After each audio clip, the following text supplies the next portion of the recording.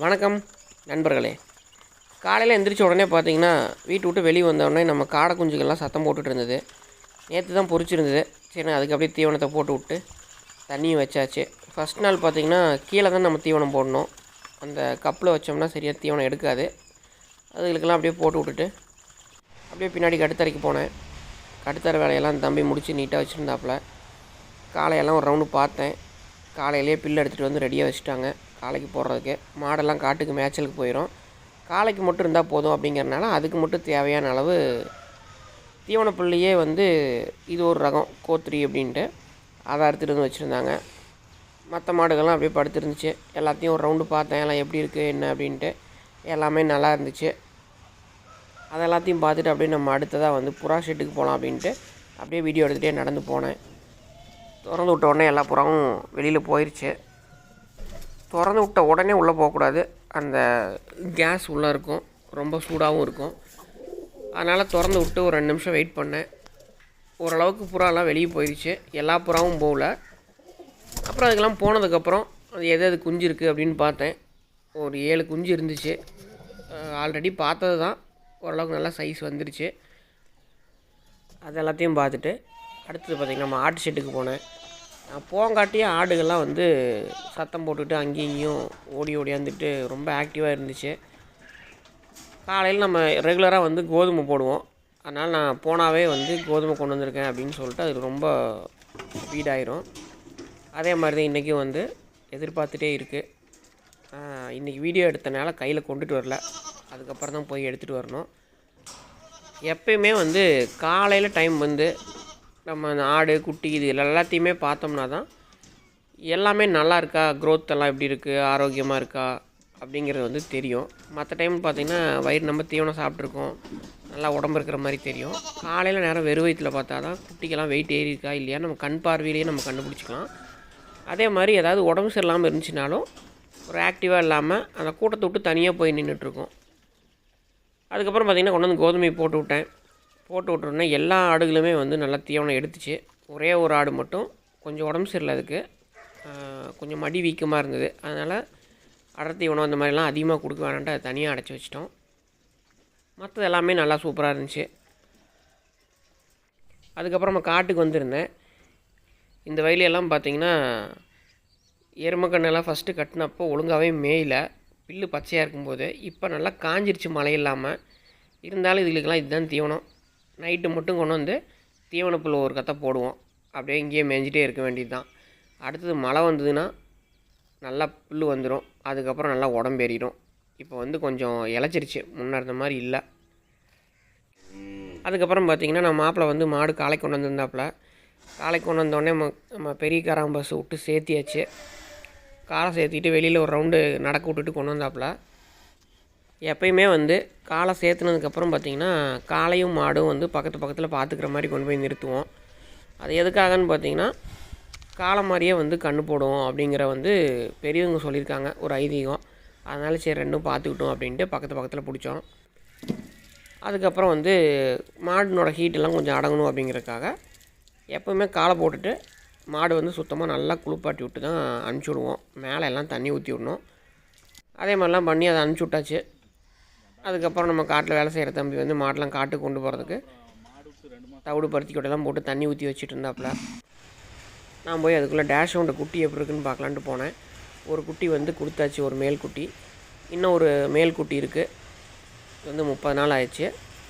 அதுக்காக தேவைப்பட்டுச்சுன்னா ஸ்க்ரீனில் தெரியுற அந்த நம்பருக்கு கால் பண்ணுங்கள். நல்லா ஆக்டிவாக வரும். நல்ல மேலுக்கு போட்டிருக்கு. குட்டி பார்த்திங்கனாவே தெரியும் உங்களுக்கு. நேரில் பார்த்து எடுத்திங்கன்னா ஃபீமேல் இருக்குது, மேலோட ஃபோட்டோ மட்டும்தான் இருக்குது. அதுக்கப்புறம் பார்த்திங்கன்னா மல்பெரியெல்லாம் குப்பை வச்சுருந்தது, பழைய வீடியோலேயே காமிச்சிருந்தேன். அதுக்கெல்லாம் குப்பை வச்சு எடுத்து கட்டினதுக்கப்புறம் தண்ணியும் விட்டாச்சு. சரி எப்படி வச்சுருக்காங்க என்னென்னு பார்க்கலான்ட்டு வந்தேன். அந்த வேலையெல்லாம் முடிச்சிட்டாங்க. இதுக்கப்புறம் இன்னும் ஒரு 2 செரவு மட்டும் அறுக்க வேண்டியது இருக்குது. அதெல்லாம் அறுத்ததுக்கப்புறம் தான் அந்த வேலை இருக்குது. இந்த வயல் பார்த்திங்கன்னா பழைய வீடியோவில் காமிச்சிருப்பேன், அந்த வயல் தான் இது. இதெல்லாம் பாருங்கள், எடுத்து கட்டி தண்ணி விட்ட உடனே நல்லா பச்சை பசேன்னு தெரியுது பாருங்கள். அதுக்கப்புறம் சாயங்காலமாக பார்த்திங்கன்னா மாடெல்லாம் போய் காட்டிலேருந்து பிடிச்சிட்டு வரலாம் அப்படிங்கிறக்காக காட்டுக்கு வந்திருந்தேன். இங்கே தான் நம்ம மாடெல்லாம் இப்போ மேய்ஞ்சிட்ருக்கிற இடம், கம்பு வச்சுருக்கிற காடு. சுத்தமாக மேய்ஞ்சிருது, வேஸ்டேஜ் இல்லாமல். மாடெல்லாம் பிடிச்சி வண்டியில் கட்டியாச்சு. இன்னும் வண்டி பூட்ட வேண்டியது தான். காராம்பசு மாட்டை பூட்டலாம் அப்படிங்கிறக்காக மற்றெல்லாம் கொண்டு போய் கட்டிட்டு காராம்பசு மாட்டை பிடிக்கிறதுக்காக வந்தேன். கம்பு வச்சுருக்கும்போது பார்த்திங்கன்னா காடு சுத்தமாக இருக்குது, வேறு பில்லு எதுவும் வர்றதில்லை. அப்படியே வெறும் பில்லு மட்டும் முளை ஓட்டி விட்டோம்னா பில்லு வந்துடும். அப்போ மாடு மேயறது அப்படியே மேய்ஞ்சிக்கும், நமக்கு செலவு இல்லை தான். ஆனால் காடு ஃபுல்லாக பில்லு ஓவராக வந்துடும். இப்போ நம்ம கம்பு வச்சுருக்கும்போது பில்லு வராது, வெறும் கம்பந்தட்டு மட்டும் வருது. மாடும் நல்லா மேய்ஞ்சிக்குது, காடும் நல்லா சுத்தமாக இருக்குது. இப்போ வந்து காலையும் காராம்பசையும் வண்டியில் பூட்டியாச்சு. அப்படியே பொறுமையாக வந்து காட்டை விட்டு வெளியில் வருது. நம்மளோட காளை மாடு எதுவுமே வந்து ரோட்டில் வரும்போது பயப்படாது. ஏதோ ஒரு நாள் 2 நாள், அதிகபட்சம் ஒரு வாரம் புதுசாக வர்றது பார்த்திங்கன்னா ரோட்டில் வர்றதுக்கு கொஞ்சம் பயப்படும். ரெகுலராக வர ஆரம்பிச்சிருச்சுன்னா எதுக்குமே வந்து பயம் இருக்காது, அப்படியே பழகிரும். இது மெயின் ரோடுங்கிறனால எப்பயுமே பார்த்திங்கன்னா அந்த ஸ்கூல் டைமுக்கு முன்னாடி மாடெல்லாம் பிடிச்சிட்டு வந்துடுவோம். அப்போ தான் மாடு ஃப்ரீயாக வரும்.